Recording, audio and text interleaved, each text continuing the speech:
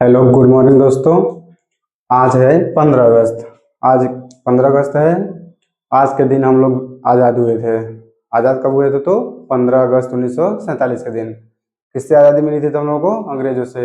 1947 से आज से मतलब पहले 1947 से पहले हम लोगों को अंग्रेजों ने बहुत लूटा। तो आज हम पढ़े अब मतलब देखिए, आप लोग एक बार लिख दीजिए कमेंट में भारत माता की जय। तो आज हम लोग पढ़ने जा रहे हैं प्रायद्वीपीय भारत की नदियां। कल हम लोग क्या पढ़े थे? तो कल हम लोग पढ़े थे उत्तर भारत की नदियों के बारे में। तो उत्तर भारत की नदियों में हम लोग कल क्या क्या पढ़े थे? तो सिंधु नदी तंत्र, गंगा नदी तंत्र और ब्रह्मपुत्र नदी तंत्र। और आज हम लोग पढ़ेंगे प्रायद्वीपीय भारत की नदियों के बारे में। तो कल हम लोग पढ़ लिए थे ऊपर उत्तर के बारे में, और आज पढ़ेंगे दक्षिण के बारे में। तो कल उत्तर के बारे में हम बताए थे कि कर्क रेखा के ऊपर जो है वो उत्तर है, और कर्क रेखा के नीचे जो है वो दक्षिण वाला भाग है। तो हम लोग कर्क रेखा के ऊपर वाले भाग को पढ़ लिए थे, आज पढ़ेंगे कर्क रेखा के नीचे वाले भाग को। तो आज हम देखते हैं कि हमारी दक्षिण भारत में कौन कौन सी नदियां हैं, कौन बड़ी नदी है, कौन छोटी नदी है, कौन सी सहायक नदी है, कौन सी नदी कहाँ से उसका उद्गम है, कहाँ जो अपना जल विसर्जित करती है, उस पे कौन सा जल प्रपात बना हुआ है। तो आज हम लोग देखेंगे दक्षिण भारत की नदियों के बारे में। तो एक हम लोग यहाँ पे इसे भारत का मानचित्र बनाते हैं। ये प्रायद्वीपीय भारत हमारा हो गया, और यहाँ पे हम लोग देखेंगे चूंकि यहाँ पे ये कर्क रेखा हमारी हो गई, और हम लोग इसके उत्तर की नदियों को पढ़ लिए थे। यहाँ पे हमारा क्या है, मान लीजिए अमरकंटक है, अमरकंटक। आप लोग यहाँ से एक नदी बताए थे कि हमारी सोन नदी जाके गंगा नदी में मिली थी, ये सोन नदी हो गई। और यहीं से एक नदी हमारी निकलती है, नर्मदा नदी। ऐसे आती है, ये हमारा क्या है, खंभात की खाड़ी। तो खंभात की खाड़ी में कौन सी नदी गिरती है? नर्मदा नदी। ये हमारी हो गई नर्मदा नदी। नर्मदा नदी। तो यहाँ पे देखिए, ये हमारी नर्मदा नदी हो गई, और ये हमारा क्या हो गया, खंभात की खाड़ी। खंभात की खाड़ी, ये हमारी नदी कहाँ पे गिरती है? तो खंभात की खाड़ी में गिरती है। ये देखो ऊपर जो है हमारा, ये विंध्य पर्वत वाला क्षेत्र है। ये हमारा विंध्य पर्वत वाला क्षेत्र है, ठीक है। इसको हम बोलते हैं विंध्य पर्वत। ये हमारा हो गया विंध्य पर्वत वाला। और इसी के नीचे जस्ट हमारा कौन सा रीजन है? ये वाला हमारा जो पर्वत है, यहाँ पे एक पर्वत श्रेणी पाई जाती है, इसको हम बोलते हैं ये सतपुड़ा वाला रेंज, सतपुड़ा, ठीक है। तो ऊपर हमारा क्या हो गया, विंध्य पर्वत, और नीचे हमारा हो गया सतपुड़ा। इसको बोलते हैं, दोनों के बीच वाले क्षेत्र को भ्रंश घाटी। दो पहाड़ों पर्वतों के बीच में जो स्थल होता है उसे हम लोग भ्रंश घाटी बोलते हैं। तो ये जो नर्मदा नदी है, ये भ्रंश घाटी में बहती है। तो भ्रंश घाटी में ये देखिए, यहाँ से बना मतलब अमरकंटक से निकलती है, और ये अमरकंटक से बहते हुए कहाँ आती है? खंभात की खाड़ी में। ये देखिए कितने राज्यों से बहती है अगर पता किया जाए, तो यहाँ पे हमारा मध्य प्रदेश वाला रीजन है, यहाँ पे महाराष्ट्र वाला रीजन है, और इसका कुछ हिस्सा गुजरात में भी है। तो कहाँ कहाँ ये बहती है?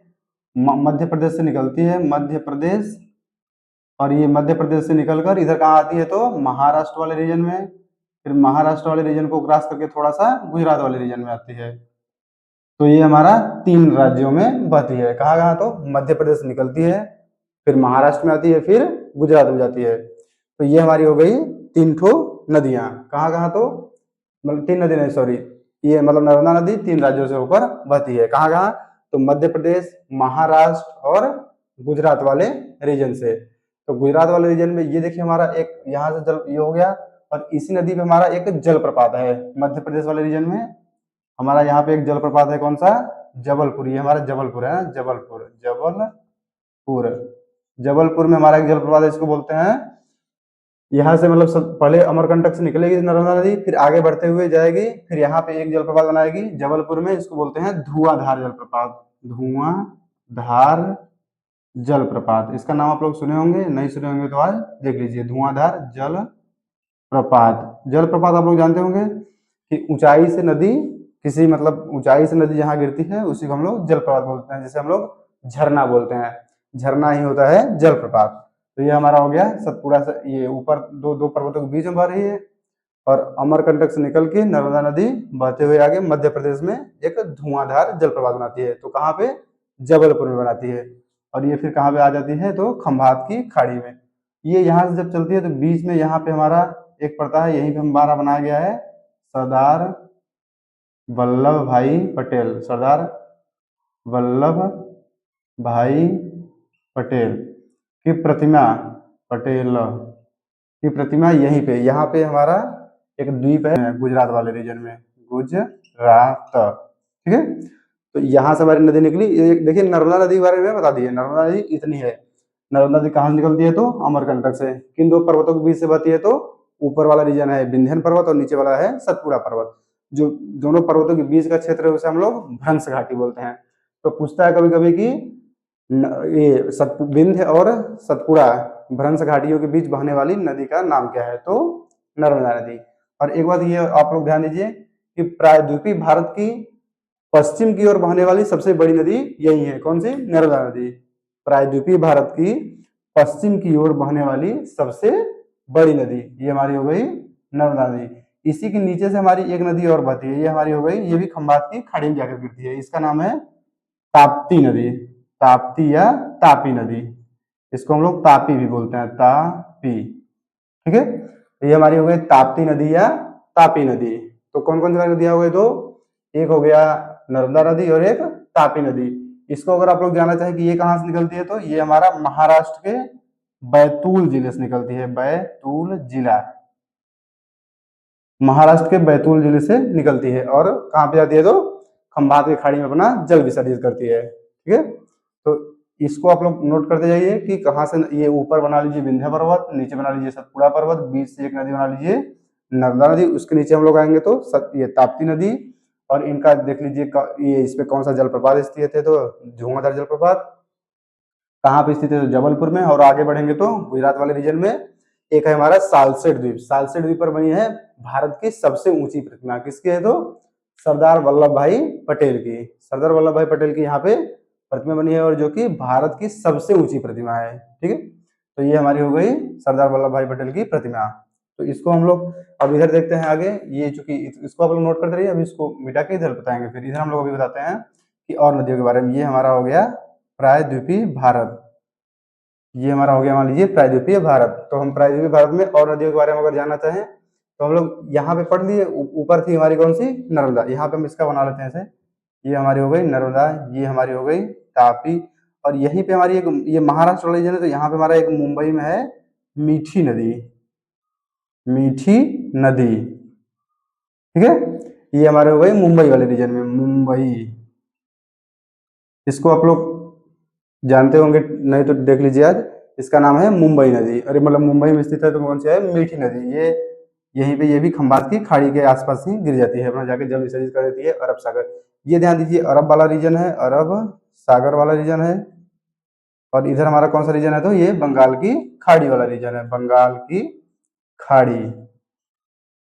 तो अभी हम कौन सी बता रहे हैं? जो नदी अरब सागर में अपना जल विसर्जित करती है उसके बारे में अभी हम लोग बता रहे हैं। तो ये दोनों नदियां भी अपने अपना जल अरब सागर में विसर्जित करती थी, और ये दोनों नदी भी अपना जल अरब सागर में विसर्जित करेंगी, ये मीठी नदी। और अभी देखिए जब इसके नीचे आएंगे तो हमारा ये गोवा वाला रीजन आएगा।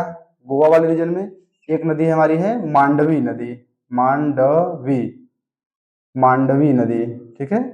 और मांडवी नदी को हम लोग गोवा की जीवन रेखा कहते हैं, गोवा की जीवन रेखा। इसको आप लोग ध्यान दीजिएगा, गोवा की जीवन रेखा। ये पूछ सकता है पेपर में कि गोवा की जीवन रेखा किस नदी को कहा जाता है? तो गोवा, गोवा की जीवन रेखा किस नदी को कहा जाएगा? तो मांडवी नदी को। मांडवी नदी के नीचे एक और हम आते हैं, तो यहीं पे हमारी एक और नदी है, ये हमारी है जुआरी नदी, जुआरी नदी। तो ये दोनों नदियां हमारी कहाँ पे है? तो गोवा में है। और ये नदियां कहाँ पे मतलब अपना जल विसर्जित करती हैं? तो अरब सागर में। तो हमारी नदी कितनी हो गई? 5। ऊपर से देखिए, ऊपर से आप लोग ध्यान दीजिए, अभी यहाँ पे भी हम कुछ नदी बताएंगे राजस्थान वाले रीजन में और गुजरात वाले रीजन में, लेकिन अभी हम लोग इसके नीचे बताते हैं फिर ऊपर बता देंगे। तो ये हमारी हो गई नर्मदा नदी, इसको यहाँ पे हम लोग लिख लेते हैं नर्मदा नदी। वहां पे लिखा गया है लेकिन फिर भी लिख देते हैं नर्मदा नदी। उसके नीचे है तापी नदी, तापी या ताप्ती नदी। उसके नीचे है मीठी नदी, उसके नीचे है मांडवी नदी, उसके नीचे है जुआरी नदी। अब जुआरी नदी के नीचे हम लोग आएंगे तो एक हमारा कर्नाटक वाले रीजन में, यहाँ हमारा कर्नाटक पड़ेगा ये पूरा। तो कर्नाटक वाले रीजन में एक हमारा है शरावती नदी, शरावती, शरावती नदी, ठीक है। शरावती नदी पर हमारा एक जलप्रपात है। शरावती नदी पर कौन सा जलप्रपात है? तो इसको बोलते हैं जोग जलप्रपात, जोग जलप्रपात। इसी को हम लोग एक और नाम से जानते हैं, जोग जलप्रपात को एक और नाम से किस नाम से जानेंगे तो गरसप्पा जलप्रपात। इसको यहाँ पे लिख देते हैं गरसप्पा, गरसप्पा जलप्रपात। तो ये हमारा क्या हो गया, जोग जलप्रपात या गरसप्पा जलप्रपात किस नदी पर स्थित है तो शरावती नदी पर। शरावती नदी कहाँ पर स्थित है तो ये कर्नाटक है, ये हमारा कर्नाटक, इसको हम लिख देते हैं ना कर्नाटक। ठीक है, तो हमारे कर्नाटक में कौन सा नदी हो गई, शरावती नदी। शरावती नदी पर कौन सा जलप्रपात है तो गरसप्पा जलप्रपात या जोग जलप्रपात। तो ऊपर हम लोग देख लिए कितनी नदियां हमारी हो गई, 1 2 3 4 5 नदी। अभी तक हम लोग 5 नदियों के बारे में जान लिए हैं, और 2 नदियों पर जलप्रपात बना हुआ है। कौन कौन सी नदियों पर, तो एक नर्मदा नदी पर और एक कर्नाटक वाली नदी कौन सी है, शरावती नदी। तो नर्मदा नदी पर कौन सा जलप्रपात था तो नर्मदा नदी पर धुआंधार जलप्रपात था, और कर्नाटक यानी शरावती नदी पर ये जोग जलप्रपात या गरसप्पा जलप्रपात। ठीक है, अब हम लोग नीचे वाले रीजन में आते हैं। तो नीचे वाले, यहाँ नीचे कौन सा राज्य पड़ेगा हमारा, नीचे पड़ेगा केरल वाला राज्य। तो ये हमारी केरल वाले राज्य में, देखिए केरल वाला राज्य ये हो गया। अब केरल में हम नदियों के बारे में जानेंगे। तो केरल में हमारी कितनी नदियां हैं, तो केरल में हमारी है नदियां ढेर है, लेकिन हम लोग 3 नदियों के बारे में केरल में पढ़ने वाले हैं। तो देखिए केरल में 3 नदी, एक हमारी ऊपर नदी यहाँ पे है, ये हमारा भरतपुझा नदी, भरतपूसा, यहाँ पे भरतपूसा नदी लिख देते हैं इसको, भरतपूसा नदी। ठीक है, ये हमारी हो गई भरतपूसा नदी। और हम लोग भरतपूसा नदी के बाद यहाँ पे देखेंगे एक हमारी है पेरियार नदी, पेरियार नदी। पेरियार नदी के बाद एक और देखेंगे हम लोग, नीचे आएंगे तो यहाँ पे एक है पाम्बा नदी, पाम्बा, पाम्बा नदी। ठीक है, ये हमारी हो गई पाम्बा नदी। तो हम लोग कितनी नदियों के बारे में पढ़ रहे अभी, नर्मदा नदी, तापी नदी, मीठी नदी, मांडवी नदी, जुआरी नदी, शरावती नदी, भरतपुझा नदी, पेरियार नदी और पाम्बा नदी। ये भरतपुझा नदी जो है वो ये केरल की सबसे बड़ी नदी है, इसको लिख देते हैं केरल की सबसे बड़ी नदी, केरल की सबसे बड़ी नदी है ये हमारी, केरल की सबसे बड़ी नदी कौन सी है तो भरतपूसा नदी या भरतपुझा नदी। तो हम लोग इतना पढ़ लिए, ये सभी नदियां जो है, ये सभी नदियां अरब सागर में अपना जल विसर्जित करती हैं। और ये सभी नदियों का उद्गम, ये नदी इसको छोड़ दीजिए दोनों को, तो इन दोनों नदियों को अगर हम देखें, ये नदियां जो है हमारी, तो ये हमारी यहाँ पे एक रेंज है हमारा पश्चिमी घाट, ये हमारा पश्चिमी घाट हो गया। तो ये सभी नदियां पश्चिम घाट के पश्चिम से निकलती हैं। ठीक है, तो ये हमारी नदियां हो गया पश्चिम घाट के पश्चिम से निकलेंगी और अपना जल अरब सागर में विसर्जित कर देंगे। तो हम लोग नीचे की नदियों के बारे में पढ़ लिए, अब थोड़ा ऊपर की नदियों के बारे में पढ़ लेते हैं। ये हमारा हो गया मान लीजिए राजस्थान वाला कुछ रीजन, और ये हमारा हो गया ऐसे। तो हम लोग देखते हैं कि यहाँ पे कौन कौन सी नदियां हैं। तो ऊपर सबसे देखेंगे एक हमारी नदी है यहाँ पे साबरमती नदी, साबरमती नदी, ये हमारी हो गई साबरमती नदी। ठीक है, साबरमती नदी के नीचे हम लोग आएंगे तो यहाँ पे हमारी एक नदी पड़ेगी माही नदी। माही नदी की आप लोग विशेषता जान सुने होंगे, माही नदी कर्क रेखा को 2 बार काटती है, माही नदी, इसको लिख दीजिए यहाँ पे कर्क रेखा को 2 बार काटती है, कर्क रेखा को 2 बार काटती है। ये आप लोग जानते होंगे, ये पेपर में पूछता भी है कि कर्क रेखा को काटने वाली नदी कौन सी है। तो ये हमारी हो गई कर्क रेखा को काटती है 2 बार नदी, ये भारत की नदी है। और अगर इसको हो गया भारत की नदी, तो माही नदी भारत मतलब भारत की है माही नदी, जो कि कर्क रेखा को 2 बार काटती है। तो ये हमारी हो गई इतनी नदियां, एक हो गया शरावती नदी, एक हो गया माही नदी। और अगर हम लोग और नदियों के बारे में जानना चाहें, एक और नदी हमारी कोई है तो उसका नाम अभी हम लोग बताएंगे। एक नदी यही बीच में पड़ती है कोई, चलिए देखते हैं। अभी इतना नदी हमारी हो गई साबरमती नदी, माही नदी, नर्मदा नदी, तापी नदी, मीठी नदी, मांडवी नदी, जुआरी नदी, शरावती नदी, भरतपूसा नदी, पेरियार नदी और पाम्बा नदी। देखिए ये इस सब की विशेषता आप लोग जानते रहिएगा कि माही नदी जो है वो यहाँ पे एक, हाँ ये नदी थी लूनी नदी, यहीं पे हमारी एक है लूनी नदी। लूनी नदी भी की भी एक विशेषता है कि लूनी नदी जो है वो अंतः मतलब कि ये यहाँ समुद्र में नहीं मिलती, यहीं पे अपना जल यहाँ मतलब निकलती है जहां से, ये निकलती कहाँ से तो ये नदी निकलती है, ये नदी हमारी हो गई ये अरावली वाली रेंज से, अरावली, और ये हमारी माही नदी जो है वो माही नदी विंध्य वाले क्षेत्र से, विंध्य पर्वत श्रृंखला से, ठीक है। तो ये लूनी नदी जो है हमारी अंतः स्थलीय नदी है। लूनी नदी अपना मतलब पानी जब चलती है इसका तो लास्ट में आते आते रास्ते में इसका नदी ये नदी समाप्त हो जाती है।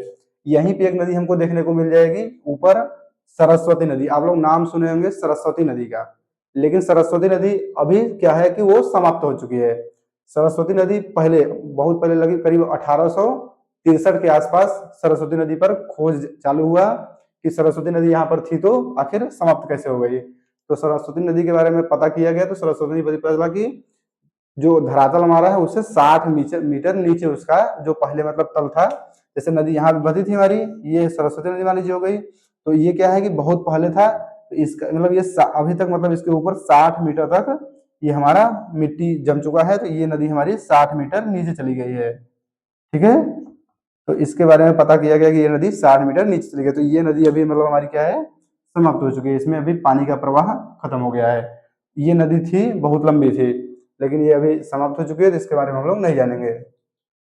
तो ये नदी हमारी हो गई जो कि पूर्व से पश्चिम की ओर बहती हैं और अपना जल अरब सागर में विसर्जित करती हैं। तो इसको आप लोग नोट करिए, फिर हम बताते हैं कि पश्चिम से पूर्व की ओर कौन सी नदियां जाती हैं, ठीक है। तो आप लोग इसको लिख लीजिए, फिर हम लोग बताते हैं कि आज लिखते रहिए तब से। फिर देखिए, आप लोग आज स्कूल तो जाएंगे नहीं, आप लोग बड़े हो गए होंगे, तो आज 15 अगस्त का दिन है, तो 15 अगस्त दिन पहले हम लोग क्या करते थे कि जाते थे स्कूल और वहां से लड्डू पाते थे और लड्डू लेके आते थे, और लड्डू या तो वहीं पे खा जाते थे या रास्ते में आकर खाते हुए अपना मतलब घूमते फिरते आते थे। लेकिन अभी बड़े हो गए हैं तो अभी ये सब जिम्मेदारी हम लोगों की नहीं है। अभी हम लोगों को क्या करना है, अभी पढ़ के कुछ करना है। तो अभी हम लोगों के ऊपर इतना प्रेशर हो गया है कि ये चलिए पढ़ाई करिए, तो अभी 15 अगस्त 26 जनवरी या मतलब ये सब चीज़ हम लोगों को स्कूल में जाकर मनाने के लिए नहीं रह गया है। तो आप चलिए देखते हैं हम लोग पश्चिम भारत की मतलब पश्चिम से पूर्व की ओर बहने वाले की नदियों के बारे में। तो ये देखिए हमारा एक बड़ा सा मानचित्र बनाते हैं और हम इस पे दर्शाएंगे क्या कि कौन सी नदी पश्चिम से पूर्व की ओर प्रवाहित होगी, ठीक है। तो ये हमारी इधर की नदियों के बारे में तो बता दिए। अब हम लोग देखते हैं ऊपर, यहाँ पे हम बताए ना आपको अमरकंटक है, ये अमरकंटक। अमरकंटक से बताइए एक नदी इधर आई सोन नदी, ये नर्मदा नदी, और ऊपर एक नदी जाती है ऐसे सोन नदी, ये हमारी कहाँ जाके मिल जाती है, तो गंगा नदी में मिल जाती है। और ये खंबात की खाड़ी में, इन दोनों के बारे में आपको बताया। यहीं से एक नदी हमारी निकलती है और ये हमारी है महानदी। महानदी, महानदी का नाम आप लोग सुने होंगे। महानदी पर हमारा एक क्या है, बांध है, जो कि भारत का सबसे लंबा बांध है। कौन सा बांध है, तो यहाँ पे एक हीराकुंड बांध है।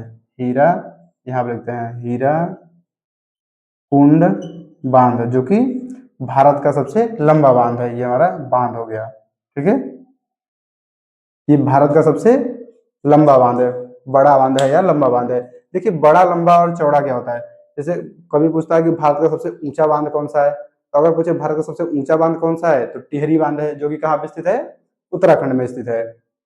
और पूछे भारत का सबसे लंबा बांध या ये सबसे लंबा या चौड़ा बांध है, देखिए ये नदी हमारी हो गई। और ये इस पे क्या दो प्रकार से बांध बना सकते, एक तो या तो ऊंचा बांध बनाया जाए, और एक नदी की चौड़ाई ज्यादा है तो इसको लंबा करके बना दिया जाए, मतलब ऊंचाई जितनी भी रखी जाए लेकिन थोड़ी लंबाई इसको बढ़ा दी जाए।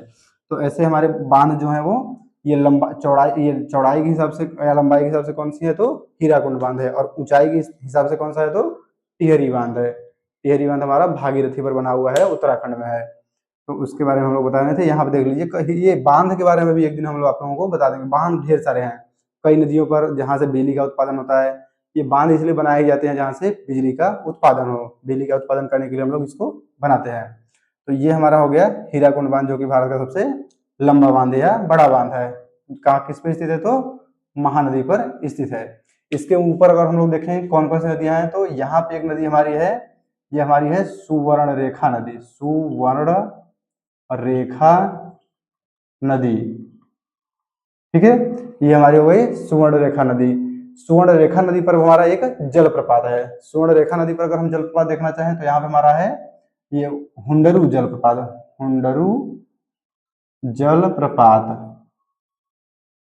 हुंडरू जलप्रपात किस नदी पर स्थित है? तो सुवर्ण रेखा नदी पर स्थित है। इसको आप लोग नोट कर लीजिए कि हुंडरू जलप्रपात कहाँ है? तो सुवर्ण रेखा नदी पर स्थित है।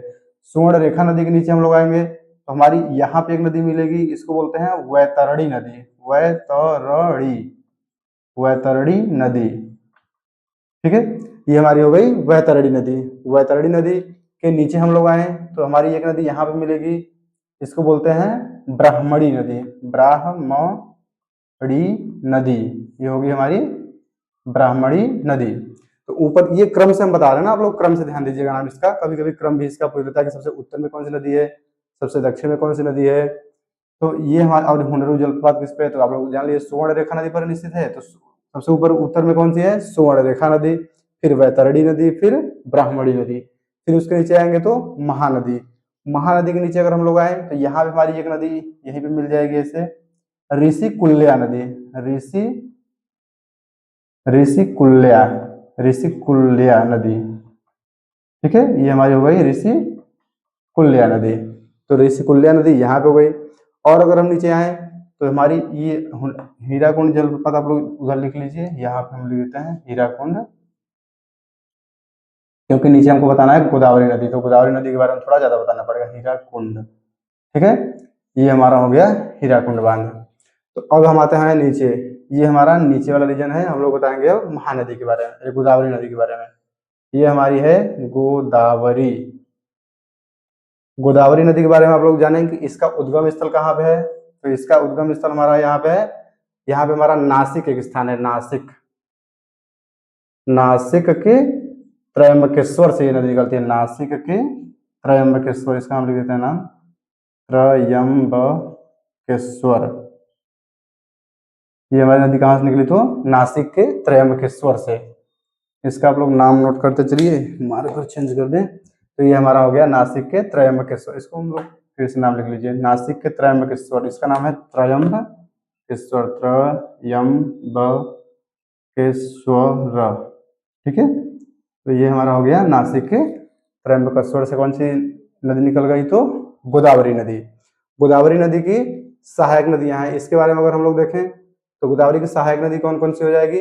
पहले तो हम लोग देख लीजिए कि गोदावरी नदी भारत की, दक्षिण भारत की सबसे लंबी नदी है। इसको यहाँ पर लिख लीजिए, दक्षिण भारत की सबसे लंबी नदी। दक्षिण भारत की सबसे लंबी नदी, इसको और हम एक लोग एक और नाम से जानते हैं। ये जो हमारी गोदावरी नदी है, इसको हम लोग बूढ़ी गंगा भी कहते हैं, बूढ़ी गंगा।